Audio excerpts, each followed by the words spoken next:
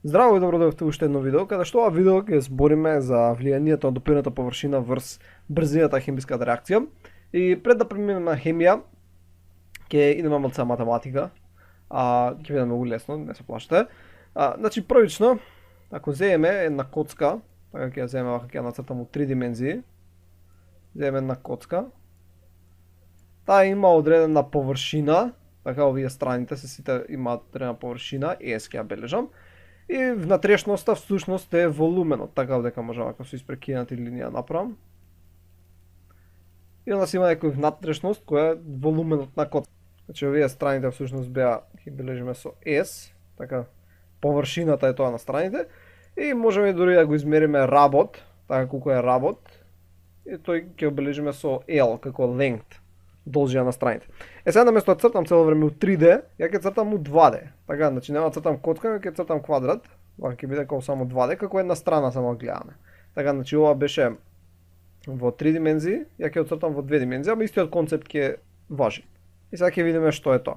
Значи ако имаме една коцка, еден квадрат кој е ваков, сега да речеме дека има страна која е 2 см. Така да речеме дека има страна која е 2 см и да речеме дека сите страни се еднакви, тоа значи дека L ќе биде 4 по 2 еднакво на 8 см. Така, значи L ќе биде 8 см, а површината која ќе бележиме со S, така површината која ќе бележиме со S ќе биде всушност еднакво А на квадрат, што во овој случај тоа е еднакво на 2 на квадрат, еднакво на 4 сантиметри квадратни. Така, значи тоа е површината. Сега да видиме што ќе се случи ако овој квадрат всушност го поделиме низ средината вака. Така, го поделиме на две половинки, два правоаголника. Значи тоа би изгледало на следниот начин, ако би го поделиле, ќе добиеме две парчиња кои би изгледале вака некако. Така. Имаме две парчиња кои би изгледале вака некако, каде што оваа овдека страна всушност ќе биде таа кој што сме го исекле. Сега, да видиме колку се пак вредностите. L колку ќе биде? Што мислите? Значи знаеме дека оваа целата беше 2, така ова ќе биде 1, ова ќе биде 1, тоа значи и ова е 1 и ова е 1, ова е 2, ова е 2. Но сега и внатрешните страни треба да ги измериме, и ова ќе биде 2 и ова ќе биде 2. Така што сега L нема да биде 8, него L ќе биде 12 см. А колку ќе биде S? S ќе остане непроменето. S повторно ќе биде 4 см квадратни. Значи површината не се променила, само се променила должината на страните. Така и со ова можеме да продолжиме цело време. Така, например, сега ќе поделиме вака. Овие двете ќе ги поделиме на оваа насока. Така, ако го направиме тоа, што ќе добиеме? Ќе добиеме 4 парчиња кои ќе бидат вакви.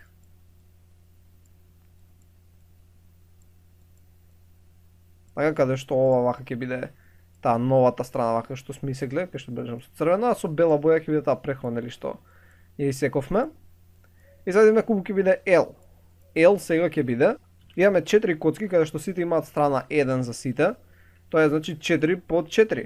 Така, биејќи имаме една коцка, две коцки, 3 коцки, 4 коцки, сите имаат 4 см. Вкупно тоа е еднакво на 16 см. Додека S повторно ќе остане 4 см квадратни.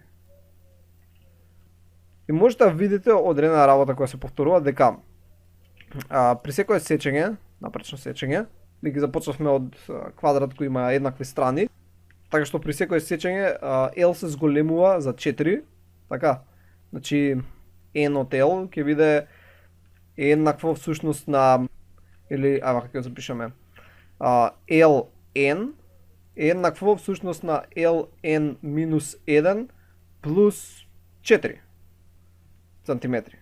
Така, значи тоа е некое правило кое би можеле да го изведеме, нели, ако би рекле дека например ова е L1, ова дека е L2, ова ако е L3, тоа значи дека за LN ќе биде LN минус 1 плюс 4 сантима, а додека S би останало константно. Така SN еднакво константно, што е еднакво на 4 см квадратни.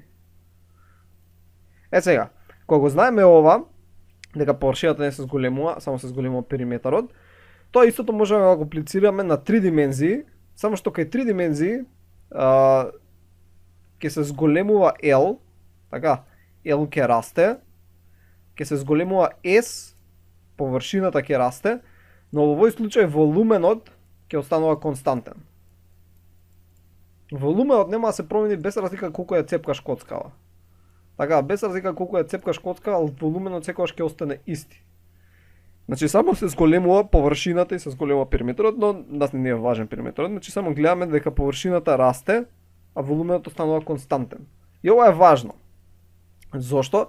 Бидејќи ако имаме поголема површина, реакциите може да се случуваат многу побрзо, бидејќи едноставно има поголема површина која може да реагира. И ова важи само кога имаме хетерогени хемиски реакции. Така, значи кога имаме, например, земаме се еден сад вака, и ако имаме реагирање помеѓу некоја солидна субстанца, некоја си парче солидна субстанца која се наоѓа во одредена течност, така или пак имаме кога реагира течноста со некој газ, значи ова се меури газ, замислете си ги, или пак кога имаш солидна субстанца која реагира со газ, така примерно е солидна субстанца која се наоѓа во некоја си гасна средина, така овде имаме некој си газ кој може да доаѓа од некоја си пумпа или слично, или пак гасот кој се наоѓа околу нас, воздухот.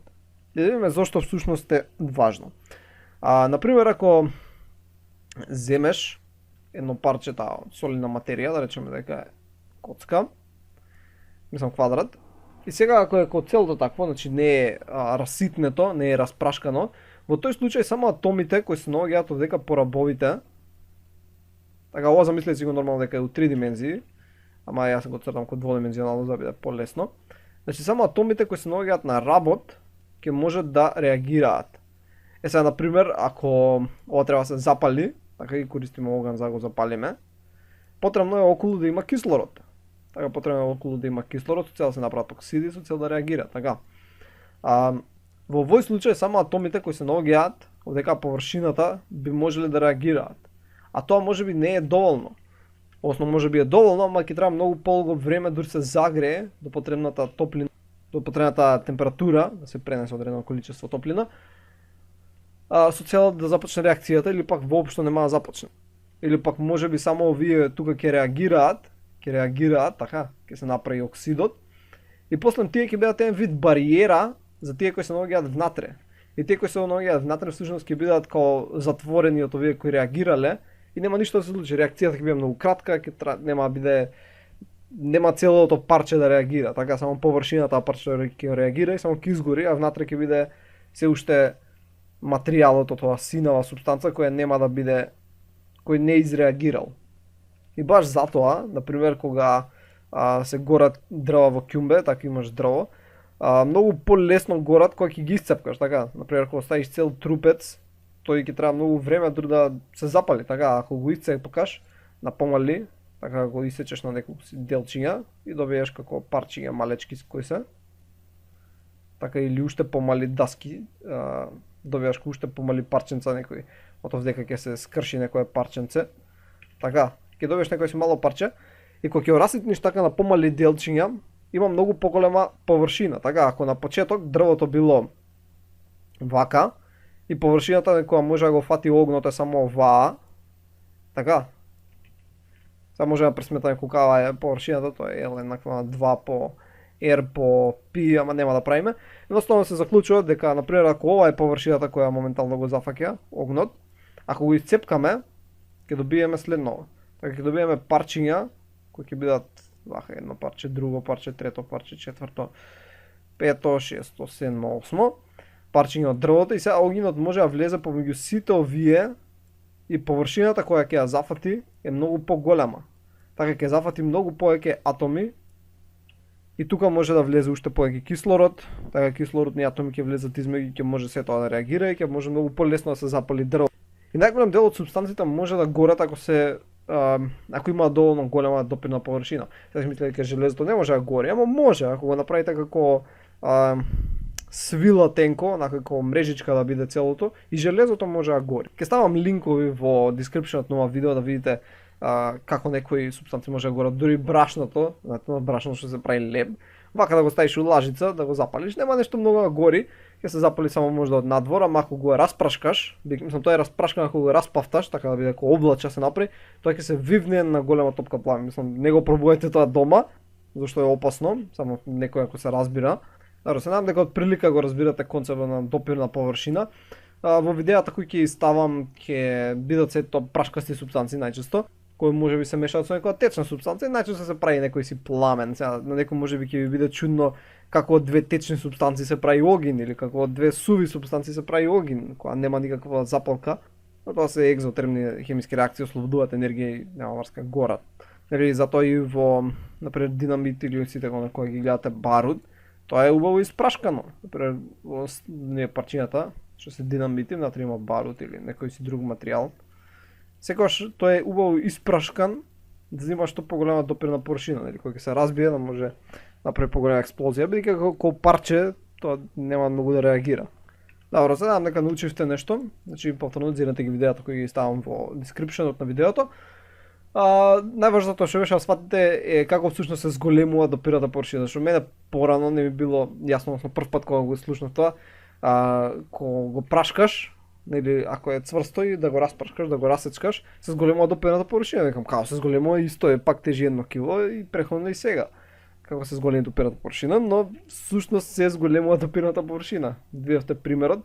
Добро, ја го правев за 2 димензии, ама истото важи и за 3 димензии. Едноставно се зголемува допирната површина кога повеќе го сецкаш и интересно е, например, површината може да расте, добро, математички може до бесконечност да расте, у пракса може да расте се додека не стигнеш до еден атом, така веќе нема цепкање. Така, значи додека една коцка ваква не стане всушност да е едно атомче овдека, ова да е еден атом, веќе не може да го цепкаш, така тоа е у вистинскиот свет, а у математика може да се цепка кога сака, така што L ќе биде еднакво на, мислам ќе лимитот ќе биде некаде бесконечност, додека S ќе си остане константно.